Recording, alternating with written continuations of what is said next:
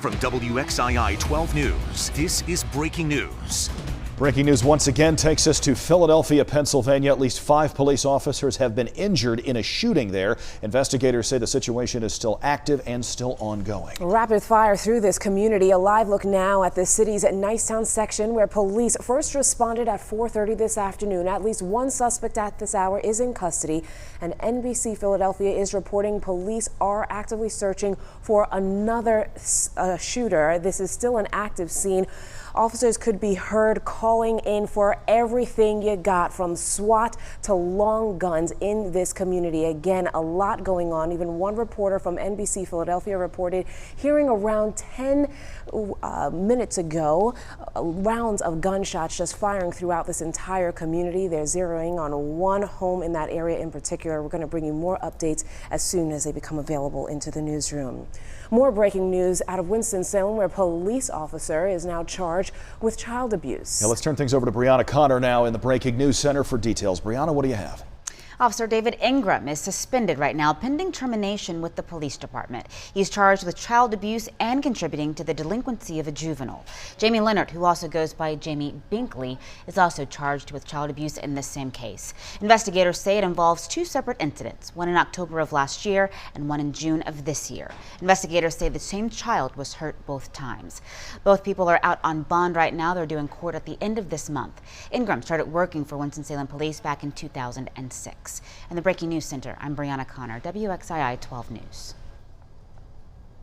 Brianna, thank you. Commitment 2020 next. A couple of Democratic presidential hopefuls are coming to North Carolina later this month. Senator Kamala Harris and former Vice President Joe Biden already planning a stop here in the Tar Heel state. Senator Harris will be here in just 10 days, and her plans include a stop in the Piedmont Triad. That's right. Harris is going to speak at a banquet for the Durham Committee of Affairs on Black People. This will happen on August 24th. The next day, she's going to hold a campaign event in Greensboro, encouraging voters to get her behind her 3 a.m. agenda to address the problems that keep Americans up at night. Specifics about where that event will be have not been released just yet. And we've known for some time now that the former Vice President Joe Biden is also campaigning in North Carolina. He'll be in Charlotte 2 weeks from today, August 28th. The Charlotte Observer reports that he will be attending a fundraiser. Well, a recent poll finds Joe Biden with a big lead among likely Democratic primary voters in our state. That poll showed him with a 21-point edge over his next closest opponent, Senator Bernie Sanders. Senator Harris was 4th in this particular poll, behind Senator Elizabeth Warren. This comes from the Civitas Institute and Survey USA. Also from this poll, more than half of the people surveyed believe Biden has the best chance of beating President Trump in the 2020 general election. Senator Thom Tillis will be at Camp Lejeune tomorrow. He's holding a town hall to talk about issues impacting military families. Tillis is the chairman of the Senate Armed Services Subcommittee on Personnel. He too is up for re-election next year. He is facing 2 Republican challengers in the March primary. WXI 12 will bring you full Commitment 2020 coverage now all the way through the primary and the general election a little more than a year from now. You can follow local and national political news anytime on the free WXII 12 News mobile app. Just click on the Politics tab from the drop-down menu. Downtown Winston-Salem is no doubt growing, and police say so is a panhandling problem. Kirsten Gutierrez spoke to officers about what they call aggressive panhandling and what you should do if you get into an uncomfortable situation. With the right permits and specified locations, panhandling isn't an issue. But police in the downtown area say they're dealing with a surge of illegal and aggressive solicitation. Sergeant Sammy Langdon with Winston-Salem's Bike Patrol Unit is working on ways to prevent and stop aggressive panhandling. If you're solicited and you politely decline and the issue is pushed, or the person moves closer within proximity to you, uses vulgar language in response to the solicitation being turned down, anything could be deemed as aggressive. Anything past the simple question. Langdon says they have Bike Patrol officers on the ground monitoring trends and seeking out popular areas for the growing problem. The Transit Center is an area that we are seeing it quite a bit, and with the businesses popping up, you've got restaurants, you've got areas just for general commerce, and wherever you'll find those sort of things happening, you'll find that, as said earlier, with more people comes more folks exposed to our panhandlers. Another way he's combating the issue, teaming up with organizations in the community to help the panhandlers in hopes of getting them off the streets. Langdon is also working to have more officers relocated to the downtown area. If you're approached and solicited in the downtown area, police ask that you report when and where, along with the description of the person so they can help cut down on the problem. In Winston-Salem, Kirsten Gutierrez, WXI 12 News. Time is certainly flying. Dixie Classic Fair starts in less than 2 months, and this year, getting through the gate may take a little bit longer for you and your family and friends. Law enforcement officers will be checking bags and using special scanners to detect any weapons. Officers will also be on standby in case there's an emergency. We are all well trained and appropriately equipped to handle any contingency.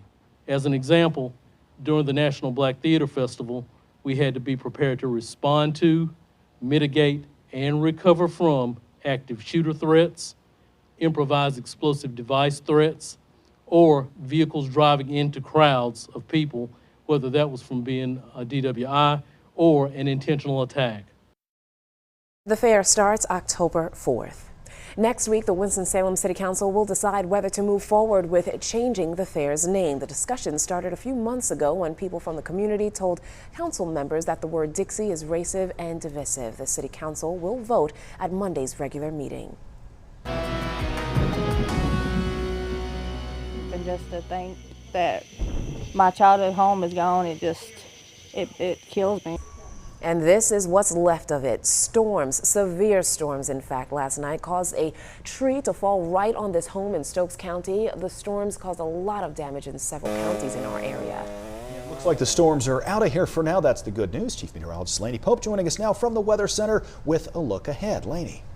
Yeah, you know, out there today, it's mainly sunny, it's hot and it's humid. There's very few thunderstorms popping up on the radar. Nothing like what we had out there yesterday. We do have some activity, a leftover thunderstorm now that is just rain east of Yanceyville, but you saw about 1/2 inch to 1 inch of rain in the last couple of hours. We also have some heavier downpours down into Randolph County. We're north of Asheboro near the Linbury community, also southeast of Fuller Mill, headed toward Asheboro. Thunderstorms that we have, well, they are just a little farther to the south now, just south of Davidson County.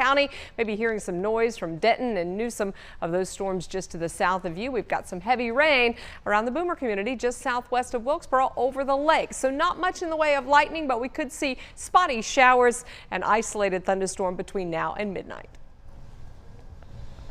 Well, a very, very generous donor has apparently wiped out all school lunch debt for all the students in all of High Point. I know, it's so incredible. The person who wanted to remain anonymous donated, get this, $10,500 covering lunch debt from last year. The donation brings attention to the larger issue of the number of children who have to eat alternative lunches for the better part of the entire school year.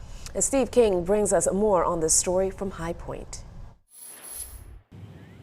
More than half the students in Guilford County schools qualify for free and reduced lunches. For elementary and middle school students who do not qualify for free lunch, the school district provides 5 full breakfasts and 5 full lunches before their families begin to accrue debt and those students start receiving alternative lunches. School administrators say that school staff members sometimes pay off student lunch balances to help out, because having a full belly is the only way to function at school. It helps them not only academically, but socially, emotionally as well, because we know that if our stomach is rumbling and we're worried about being hungry, we can't learn. Principal Young also says that the entire school district cannot thank that anonymous donor enough, and their donation is a great lesson to everybody in the community. Reporting in High Point, Steve King, WXII 12 News. Thank you, Steve. Guilford County Schools right now is offering a mobile immunization clinic, and it's free, at least for some students. The school system says students without up-to-date vaccines can end up being suspended from school, so they're trying to help families get their students vaccinated as quickly as possible. Clinics will be on August 17th, which is right around the corner at Dudley High School, then again on the 24th at High Point Central High School. Parents just need to bring their students' immunization records on site. And if your students still need some notebooks and pencils for the first day of school, you can get them for free on Friday. Winston-Salem police officers are going to be giving away backpacks and school supplies. That event begins, as I said, Friday at 10 in the morning. You can pick up supplies at the Winston Mutual Building or at the District Police Station. The supplies typically go pretty quickly, so you might want to get in line as early as you can on Friday morning. Hundreds of North Carolina Department of Transportation employees will soon lose their jobs. The state DOT says that these layoffs are to help offset the cost of recent storm damage as well as lawsuits. NCDOT says they have around $300 million in weather-related costs and a projected $1 billion in legal fees. They say the layoffs includes both contract and temporary workers. The exact number of job cuts has not been announced just yet. A man seriously injured in a hit and run in the city of Winston-Salem continues to recover tonight. Police say he was struck on New Walkertown Road near Bowman Boulevard. Police say that victim had just started crossing the street when he was struck by what's described as a gray or silver Jeep, and that the driver of that automobile did not stop. Anyone who knows anything about the suspected hit and run should get in touch with the Winston-Salem PD. Happening now, a pilot who crawled out of a plane that crashed is now being treated for serious burns at Wake Forest Baptist Medical Center in Winston-Salem. State troopers say a single-engine plane went down in Watauga County earlier today. The pilot, identified as Danny Dunn, was the only person on board. Troopers say the pilot has a private airstrip at his home in Boone and crashed just a couple hundred yards from there. The FAA is currently looking into things.